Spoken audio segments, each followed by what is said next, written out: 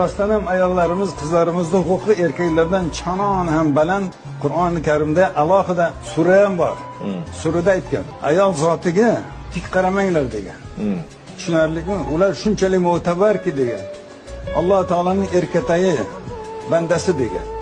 Ularning maqomi yer yuzida hayoti davomida qo'lni sovuqsiz yo'rmasdan oynani oldida parfumeriya galanteriya bo'lib xuddi kapichki raisga o'tsin degan oyat bor.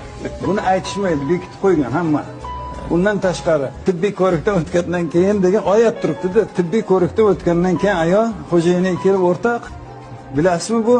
Mana oyatda yozib qo'yibdi. Ayoli tibbiy ko'rikdan o'tgan tasdiqlangan bo'lsa, homila belgisi bo'lsa, Yigitali minimal ish haqini 10 baravarini 30 oy davomida to'lasin degan oyat bor Qur'onda. 30 oy.